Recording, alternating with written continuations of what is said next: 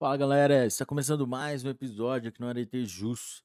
E hoje nós vamos com a Lei 9.807, que trata sobre a proteção às vítimas e testemunhas. Mas antes de começarmos, deixe o seu like e faça a inscrição no canal. E nas outras plataformas que nós temos. Vamos lá, galera? Ó, Lei 9.807, de 13 de julho de 1999. Estabelece normas para a organização e a manutenção de programas especiais de proteção a vítimas e a testemunhas ameaçadas. Institui o Programa Federal de Assistência a Vítimas e a Testemunhas Ameaçadas e dispõe sobre a proteção de acusados ou condenados que tenham voluntariamente prestado efetiva colaboração à investigação policial e ao processo criminal. Capítulo 1 da Proteção Especial às Vítimas e a Testemunhas. Artigo 1º. As medidas de proteção requeridas por vítimas ou por testemunhas de crimes que estejam coagidas ou expostas a grave ameaça, em razão de colaborarem com a investigação ou processo criminal, serão prestadas pela União, pelos Estados e pelo Distrito Federal, no âmbito das respectivas competências, na forma de programas especiais organizados com base nas disposições desta lei. Parágrafo 1º. A União, os Estados e o Distrito Federal poderão celebrar convênios, acordos, ajustes ou termos de parceria entre si ou com entidades não governamentais, objetivando a realização dos programas. Parágrafo 2º. A supervisão e a fiscalização dos convênios, acordos, ajustes e termos de parceria de interesse da União ficarão a cargo do órgão do Ministério da Justiça com atribuições para a execução da política de direitos humanos. Artigo 2º. A proteção concedida pelos programas e as medidas dela decorrentes levarão em conta a gravidade da coação ou da ameaça à integridade física ou psicológica, a dificuldade de preveni-las ou reprimi-las pelos meios convencionais e a sua importância para a produção da prova. Parágrafo 1º. A proteção poderá ser dirigida ou estendida ao cônjuge ou companheiro, ascendentes, descendentes e dependentes que tenham convivência habitual com a vítima ou testemunha, conforme o especificamente necessário em cada caso. Parágrafo 2º. Estão excluídos da proteção os indivíduos cuja personalidade ou conduta seja incompatível com as restrições de comportamento exigidas pelo programa. Os condenados que estejam cumprindo pena e os indiciados ou acusados sob prisão cautelar em qualquer de suas modalidades. Tal exclusão não terá prejuízo a eventual prestações de medidas de preservação da integridade física desses indivíduos por parte dos grupos de segurança pública. Parágrafo 3º.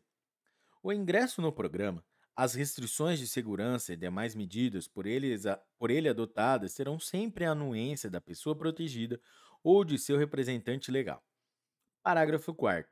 Após ingressar no programa, o protegido ficará obrigado ao cumprimento das normas por ele prescritas. Parágrafo 5º.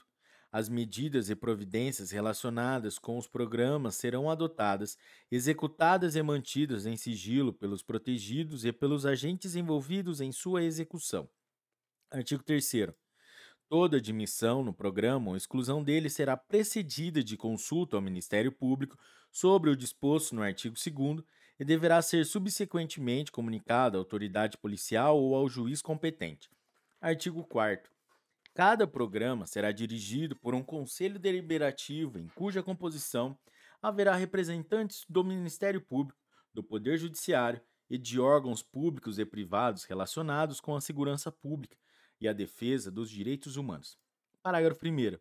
A execução das atividades necessárias ao programa ficará a cargo de um dos órgãos representados no Conselho Deliberativo, devendo os agentes dela incumbidos ter formação e capacitação profissional compatíveis com suas tarefas. Parágrafo 2º. Os órgãos policiais prestarão a colaboração e o apoio necessários à execução de cada programa. Artigo 5º. A solicitação objetivando o ingresso no programa poderá ser encaminhada ao órgão executor. Inciso 1. Pelo interessado. Inciso 2. Pelo representante do Ministério Público. Inciso 3. Pela autoridade policial que conduz a investigação criminal. Inciso 4. Pelo juiz competente para a instrução do processo criminal. Inciso 5. por órgãos públicos e entidades com atribuições de defesa dos direitos humanos. Parágrafo 1º. A solicitação será instruída com a qualificação da pessoa a ser protegida e com as informações sobre a sua vida pregressa, o fato delituoso e a coação ou ameaça que a motiva. Parágrafo 2º. Para fins de instrução do pedido, o órgão executor poderá solicitar com a aquiescência do interessado. Inciso 1. Documentos ou informações comprobatórios de sua identidade, estado civil, situação profissional, patrimônio e grau de instrução e da pendência de obrigações civis, administrativas, fiscais, financeiras ou penais. Inciso 2. Exames ou pareceres técnicos sobre a sua personalidade, estado físico ou psicológico. Parágrafo 3º. Em caso de urgência, levando em consideração a procedência, gravidade e a iminência da coação ou ameaça, a vítima ou testemunha poderá ser colocada provisoriamente sob a custódia de órgão policial pelo órgão executor no aguardo de decisão do Conselho Deliberativo, com comunicação imediata a seus membros e ao Ministério Público. Artigo 6º. O Conselho Deliberativo decidirá sobre: inciso 1, o ingresso do protegido no programa ou a sua exclusão. Inciso 2, as providências necessárias ao cumprimento do programa. Parágrafo único.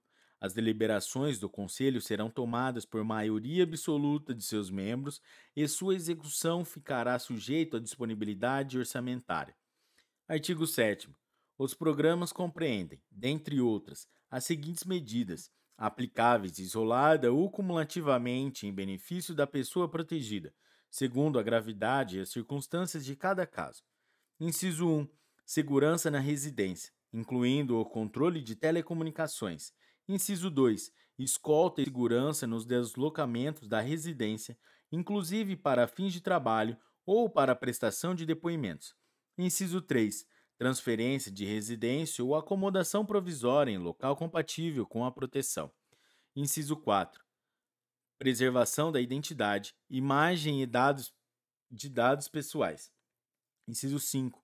Ajuda financeira mensal para prover as despesas necessárias à subsistência individual ou familiar, no caso de a pessoa protegida estar impossibilitada de desenvolver trabalho regular ou da inexistência de qualquer fonte de renda. Inciso 6. Suspensão temporária das atividades funcionais, sem prejuízo dos respectivos vencimentos ou vantagens, quando o servidor público ou militar. Inciso 7. Apoio e assistência social, médica e psicológica. Inciso 8. Sigilo em relação aos atos praticados em virtude da proteção concedida. Inciso 9. Apoio do órgão executor do programa para o cumprimento de obrigações civis e administrativas que exijam o comparecimento pessoal. Parágrafo único. A ajuda financeira mensal terá um teto fixado pelo Conselho Deliberativo no início de cada exercício financeiro. Artigo 8º. Quando entender necessário, poderá o Conselho Deliberativo solicitar ao Ministério Público que requeira ao juiz a concessão de medidas cautelares, direta ou indiretamente, relacionadas com a eficácia da proteção. Artigo 9º. Em casos excepcionais e considerando as características e gravidade da coação ou ameaça, poderá o Conselho Deliberativo encaminhar requerimento da pessoa protegida ao juiz, competente para os registros públicos objetivando a alteração de nome completo. Parágrafo 1º. A alteração do nome completo poderá estender-se às pessoas mencionadas no parágrafo 1º do artigo 2º desta lei, inclusive aos filhos menores, e será precedida das providências necessárias ao resguardo de direitos de terceiros. Parágrafo 2º. O requerimento será sempre fundamentado e o juiz ouvirá previamente o Ministério Público, determinando, em seguida, que o procedimento tenha rito sumaríssimo e corra em segredo de justiça. Parágrafo 3º. Concedida a alteração pretendida, o juiz determinará na sentença, observando o sigilo indispensável à proteção do interessado. Inciso 1. A averbação no registro original de nascimento da menção de que houve alteração de nome completo em conformidade com o estabelecido nesta lei, com expressa referência à sentença autorizatória e ao juiz que a exarou e sem a aposição do nome alterado. Inciso 2. A determinação aos órgãos competentes para o fornecimento dos documentos decorrentes da alteração. Inciso 3. A remessa da sentença ao órgão nacional competente para o Registro Único de Identificação Civil, cujo procedimento obedecerá às necessárias restrições de sigilo. Parágrafo 4º. O Conselho Deliberativo, resguardado o sigilo das informações, manterá controle sobre a localização do protegido cujo nome tenha sido alterado. Parágrafo 5º. Cessada a coação ou ameaça que deu causa à alteração, ficará facultado ao protegido solicitar ao juiz competente o retorno à situação anterior, com a alteração para o nome original. Em petição que será encaminhada pelo Conselho Deliberativo e terá manifestação prévia do Ministério Público. Artigo 10. A exclusão da pessoa protegida de programa de proteção às vítimas e a testemunhas poderá ocorrer a qualquer tempo. Inciso 1. Por solicitação do próprio interessado. Inciso 2. Por decisão do Conselho Deliberativo, em consequência de: a linha A. Cessação dos motivos que ensejaram a proteção. A linha B. Conduta incompatível do protegido. Artigo 11. A proteção oferecida pelo programa terá a duração máxima de 2 anos. Parágrafo único. Em circunstância excepcional, perdurando os motivos que autorizam a admissão, a permanência poderá ser prorrogada. Artigo 12. Fica instituído, no âmbito do órgão do Ministério Público da Justiça com atribuições para a execução da política de direitos humanos, o Programa Federal de Assistência a Vítimas e a Testemunhas Ameaçadas, a ser regulamentado por decreto do Poder Executivo. Capítulo 2. Da proteção aos réus e colaboradores. Aos réus colaboradores. Artigo 13. Poderá o juiz, de ofício a requerimento das partes, conceder o perdão judicial e a consequente extinção da punibilidade ao acusado que, sendo primário, tenha colaborado efetiva e voluntariamente com a investigação e o processo criminal, desde que dessa colaboração tenha resultado: inciso 1. A identificação dos demais coautores ou partícipes da ação criminosa. Inciso 2. A localização da vítima com a sua integridade física preservada. Inciso 3. A recuperação total ou parcial do produto do crime. Parágrafo único. A concessão do perdão judicial levará em conta a personalidade do beneficiado e a natureza, circunstâncias, gravidade e repercussão social do fato criminoso. Artigo 14. O indiciado ou acusado que colaborar voluntariamente com a investigação policial e o processo criminal na identificação dos demais coautores ou partícipes do crime, na localização da vítima com vida e na recuperação total ou parcial do produto do crime, no caso de condenação, terá a pena reduzida de 1 a 2/3. Artigo 15. Serão aplicadas em benefício do colaborador, na prisão ou fora dela, medidas especiais de segurança e proteção à sua integridade física, considerando ameaça ou coação eventual ou efetiva. Parágrafo 1º. Estando sob prisão temporária, preventiva ou em decorrência de flagrante delito, o colaborador será custodiado em dependência separada dos demais presos. Parágrafo 2º. Durante a instrução criminal, poderá o juiz competente determinar em favor do colaborador qualquer das medidas previstas no artigo 8º desta lei. Parágrafo 3º.